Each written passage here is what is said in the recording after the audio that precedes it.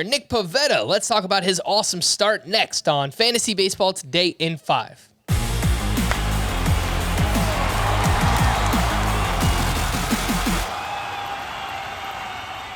Welcome into FBT in 5. As always, make sure to follow and stream us on Spotify. Today is Thursday, May 19th. I am Frank Sample, joined by Chris Towers. Let's talk about Nick Pivetta. One day after Nathan Eovaldi gives up 5 home runs to the Houston Astros, Pivetta goes out and throws a complete game where he gives up just 1 run, he allows 2 hits, and he had 8 strikeouts. He's 38% rostered. Chris, are you interested in adding Nick Pivetta after this awesome start? You know, funny enough, it looked like it was going to be the same thing for Nick Pivetta early on. He gave up a home run to Jose Altuve through 10 pitches in that first plate appearance and then was awesome and ended up throwing, the 3rd complete game in the majors this season. So, yeah, he was great, and I don't think I really want to add him. I think he's a fine pitcher to have around, and occasionally we'll go through stretches where he looks really good. But history suggests that one good Nick Pivetta start does not necessarily beget another good Nick Pivetta start, and certainly 2 don't beget a 3rd. So that's all a highfalutin way of saying that I don't really think there's much reason to think that this start represents a new talent level for Nick Pivetta, and I'm probably okay letting him stay out there on waivers. Yeah.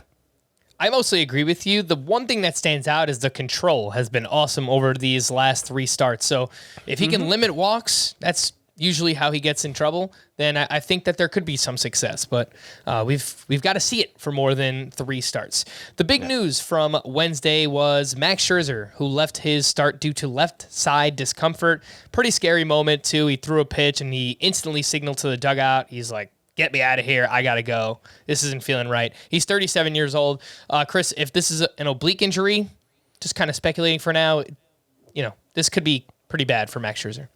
Yeah, I mean, in the immediate aftermath of an injury like this, you're hoping it's just not an elbow or a shoulder, but oblique would be not as bad as an injury to one of those parts of the body, but tends to be a pretty complicated injury, and I remember Noah Syndergaard missed much of the 2019 season with a lat injury as well. So, anytime you're talking about pitching and baseball, so much of it is that twisting motion with your trunk. So anytime you're talking about one of those injuries to a muscle in that group, that's always a concern. But that's speculation. So for now, what we know about Max Scherzer is that he's currently hurt.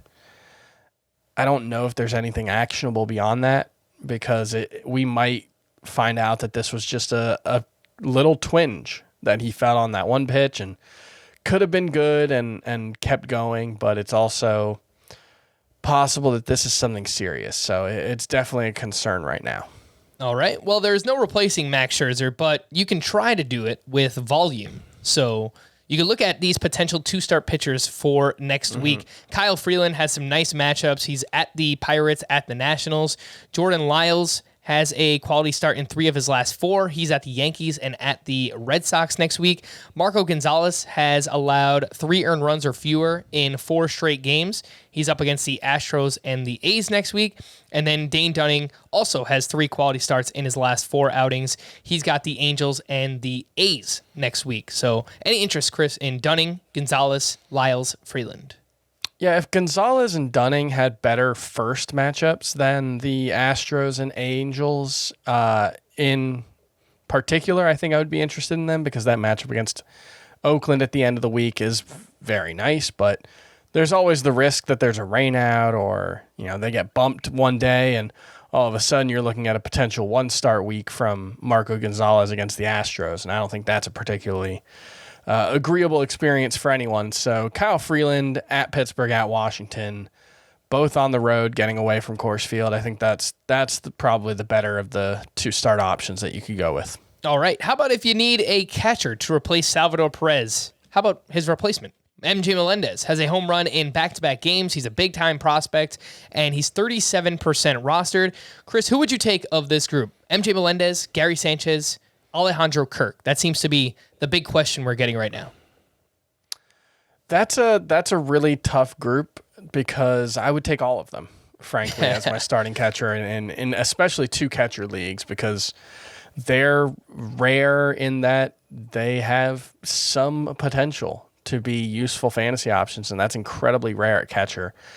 I would still have Melendez behind Sanchez and Kirk. Kirk especially has heated up after a really slow start. He's playing a ton for the Blue Jays, so I think I would still have him highest of the 3. But look, Melendez, he hit 41 homers in 124 games in the minors last year. He's crushing the ball in terms of his average exit velocity, home run in back-to-back games now. So every 2 catcher league, he needs to be rostered, and probably a fair number of 1 catcher leagues too. So even though I would take Kirk ahead of him, I think Melendez is very much a high priority right now. All right. For more extensive fantasy baseball coverage, listen to the Fantasy Baseball Today podcast on Spotify, Apple Podcasts, Stitcher, your smart speakers, or anywhere else podcasts are found. And thanks for listening to Fantasy Baseball Today in 5. We'll be back again tomorrow morning. Bye-bye.